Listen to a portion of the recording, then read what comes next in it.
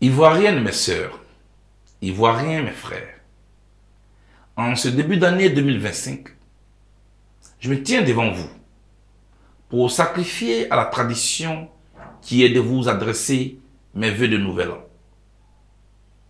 J'ai décidé de vous épargner un langage enjolivé pour vous parler avec mon cœur. Mes premiers mots à votre endroit sont des mots de reconnaissance et de gratitude. En effet, depuis ma sortie de prison et mon retour en Côte d'Ivoire, vous ne cessez de me témoigner votre amour, votre attachement à travers des actes de compassion et autres cérémonies de purification comme le prescrit notre tradition africaine. À mon tour, j'ai pris le temps de parcourir la Côte d'Ivoire en profondeur. J'ai choisi de me rendre à vos côtés en vue de vous témoigner mon infinie reconnaissance et ma profonde gratitude pour votre soutien pendant ma traversée du désert. J'ai aussi visité les Ivoiriennes et les Ivoiriens de la diaspora, ces femmes, ces hommes, qui ont bravé le froid polaire pour m'apporter leur soutien là où je luttais contre la solitude. Ces rencontres visaient aussi à traduire ma compassion et ma solidarité aux victimes de tous les bords des crises récentes que notre pays a connues. Le pardon étant une case que nous serons sautés dans notre quête de réconciliation, j'ai trouvé juste et bon de demander pardon à ceux de mes frères et celles de mes sœurs que j'ai pu offenser. En retour, je suis heureux que eux aussi m'aient non seulement demandé pardon, mais m'ont accordé leur pardon. Merci. C'est une question de responsabilité. Au cours de cette tournée, vous m'avez ouvert votre cœur pour m'exprimer vos ressentis, pour me soumettre vos préoccupations. Oui, j'ai vu vos larmes et entendu vos lamentations. Je sais que chaque foyer ivoirien aspire à de meilleures conditions de vie, à une paix durable, à la cohésion et à une justice sociale équitable. Ensemble, en mettant l'intérêt de notre nation au-dessus de nos clans, nous pouvons y arriver. Ivoiriennes, mes sœurs, Ivoiriens, mes frères, en ce début d'année, je voudrais formuler pour vous et vos familles respectives des vœux de santé, de paix, de bonheur et de prospérité. Bonne et heureuse année à toutes et à tous. Au cours de l'année 2024, des événements marquants ont démontré à profusion qu'au-delà de leurs différences ethniques, religieuses et même politiques, les Ivoiriens savent se retrouver quand l'honneur et l'image de la nation sont engagés. Leur élan de solidarité pendant la Coupe d'Afrique des Nations et le concours culinaire de record Guinness en sont des preuves. À côté de ces événements heureux, 2024 aura malheureusement aussi été une année difficile pour nos concitoyens. Je dirais même très difficile. Je citerai le coût élevé des factures d'électricité, les déguerpissements et leur corollaire et désolation, l'augmentation du prix du carburant à la pompe, la hausse des prix des denrées de première nécessité, en un mot, la cherté de la vie. Face à ces difficultés, qui, je suis convaincu, ne sont pas une fatalité, je prends l'engagement d'apporter des réponses qui correspondent à vos besoins. Le jour où vous me mettrez en capacité de décider. Aux jeunes de Côte d'Ivoire, je voudrais vous dire qu'il y a encore 1000 raisons d'espérer. Là où la vie tente de vous mettre à genoux, tenez-vous debout en vous accrochant à vos convictions et à vos valeurs. Surtout, refusez les voies de la facilité et de la corruption. Tout ce qui s'obtient facilement se perd aussi facilement. Chers amis jeunes, je vous connais. Et j'ai une histoire particulière avec vous. Une histoire que nous avons construite ensemble dans la douleur et au prix de nos vies, pas par procuration. C'est pourquoi nous ne permettrons à personne de la falsifier ou de se l'approprier par des manœuvres dilatoires. Je sais que j'ai une dette morale envers vous. La meilleure manière de m'acquitter de cette dette, et j'y tiens, c'est qu'un jour, vous me permettiez de diriger notre pays pour démontrer que notre génération est capable d'apporter des changements significatifs qui puissent servir notre peuple. Chers amis jeunes, j'ai longtemps parlé pour vous, depuis les bancs des collèges, des lycées et des universités. J'ai longtemps marché avec vous, pendant les situations les plus difficiles que notre pays a connues. À présent, il est l'heure. Il est l'heure pour que vous me mettiez en capacité de décider pour vous et avec vous. Oui, j'ai servi derrière.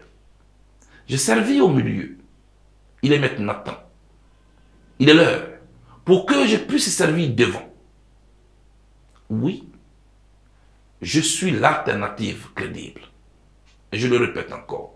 Je suis l'alternative crédible pour apporter des réponses qui correspondent à vos préoccupations. Lesquelles préoccupations que je connais parce que je les ai vécues. Jeunes de Côte d'Ivoire, 2025, c'est pour nous. La jeunesse a beaucoup subi. La jeunesse a trop accompagné. Il est l'heure que la jeunesse dirige et décide pour elle-même et par elle-même. Comme me disait mon grand-père, ne laissons pas le tam-tam pour taper le ventre. 2025, c'est pour nous. Aux femmes, à nos mamans, citadines comme dans le milieu rural, j'éprouve et j'éprouverai toujours un grand respect pour vous. À chacun de mes rassemblements, oui, vous répondez toujours nombreuses. Au-delà d'une simple présence à un meeting, c'est plutôt un message que vous me transmettez. Et croyez-moi, j'ai pris toute la mesure de votre appel. Je prends donc l'engagement de vous donner toute votre place, votre autonomie et votre dignité dans notre société. Sous ma gouvernance future, mon équipe et moi, nous mettrons en place de vastes programmes visant à promouvoir l'autonomisation de la femme à travers des formations en entrepreneuriat et en compétences professionnelles. La discrimination de la femme, sous quelque forme que ce soit, sera désormais un lointain souvenir sous Charles Blé Goudé. Femmes de Côte d'Ivoire, 2025, c'est pour nous. Aux plus démunis, aux laissés pour compte. Je ne pourrai certainement pas vous enrichir, mais je m'emploierai à enrichir votre vie. Vous savez, je connais les cris d'un orphelin qui a faim et qui lutte pour survivre. Je connais l'angoisse d'un père de famille à l'approche de la rentrée scolaire. Je connais la peur d'un étudiant de ne pouvoir obtenir son premier emploi à la fin de ses études malgré ses diplômes. Oui, je connais la peur d'aller à l'hôpital et de ne pas pouvoir régler les ordonnances, voire un de notre parti dans l'impuissance. Je connais la peur d'un syndicaliste ou d'un leader d'opinion bâillonné. C'est donc pour vous que je me suis engagé en politique, avec tout ce que cela contient comme risque, et que j'ai pu assumer jusque-là, jusqu'à la Cour pénale internationale, sans jamais plier. Paysans, agriculteurs, c'est vous qui affrontez le soleil, les intempéries, les piqûres d'insectes, pour faire de notre pays le plus grand producteur de cacao, de café, de palmiers à huile, coton, noix de cajou dans le monde. Mais pourquoi? Pourquoi devriez-vous travailler jusqu'à ce que vos forces vous abandonnent, vous lâchent? Pourquoi? Sous ma future gouvernance, j'ai pu vous rassurer que vous aurez un plan de retraite. Car vous avez aussi droit au repos. Vous êtes des êtres humains. Vous aurez aussi droit à un toit digne. Monde paysan, monde d'agriculture de la Côte d'Ivoire, 2025, c'est pour nous. Mes chers compatriotes, ensemble, il est possible de bâtir un pays dans lequel chaque fille et fils de la Côte d'Ivoire ne se sentent ni abandonnés, ni piétinés, ni complexés, mais plutôt valorisés. Car je gouvernerai par l'essentiel et les priorités. 2025, c'est pour nous. À présent, à nos valeureux travailleurs des secteurs privés et publics, malgré vos conditions de travail difficiles, vous vous employez chaque jour à remplir votre devoir pour faire fonctionner l'administration et les entreprises de notre pays. Je voudrais ici vous exprimer mes encouragements et mes vives félicitations. Mes chers compatriotes, dans ce monde devenu de plus en plus violent, nous avons, dans un élan collectif et citoyen, l'impérieux devoir de préserver notre pays. Pour y parvenir, nous devons nous parler. Si des points de discorde persistent, nous devons toujours continuer de nous parler jusqu'à trouver un accord sur tous les sujets susceptibles de constituer une source de conflit. Car les Ivoiriens n'ont plus besoin de traumatisme pour des élections. Si nous ne pouvons pas être autour de la table, mettons-nous au moins d'un côté de la table pour regarder en face les menaces qui nous guettent, nous et nos familles. C'est le lieu pour moi de réitérer ma position sur la composition de la commission électorale indépendante sous sa forme actuelle. Cette position, elle est connue de tous et elle n'a pas varié du tout. Je milite pour un organe électoral débarrassé des pesanteurs politiques et confié à des techniciens et des personnalités neutres connues pour leur probité dans la gestion des affaires publiques. Contrairement à une certaine opinion, je reste convaincu que de telles personnalités existent encore dans notre pays. Tout le monde n'est pas politique en Côte d'Ivoire. Mes chers compatriotes, au plan international, au-delà de nos frontières, des défis paranationaux nous interpellent. Passons sur le conflit au Moyen-Orient, la guerre russo-ukrainienne, pour nous appesantir sur les mutations qui s'opèrent dans la zone ouest africaine chez nous. Face à ces dynamiques qui sont inhérentes à la marche et à l'évolution des sociétés, la Côte d'Ivoire, notre pays, à mon avis, devrait jouer un rôle prépondérant.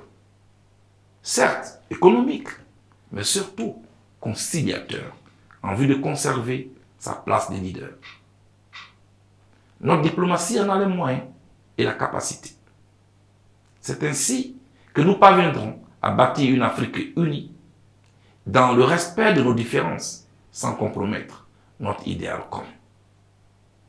Vu que ces dynamiques enclenchées en Afrique sont irréversibles, il appartient désormais aux dirigeants africains de trouver des mécanismes et autres passerelles de coopération, comme cela a été le cas des négociations entre l'Angleterre et les autres pays membres de l'Union européenne suite au Brexit.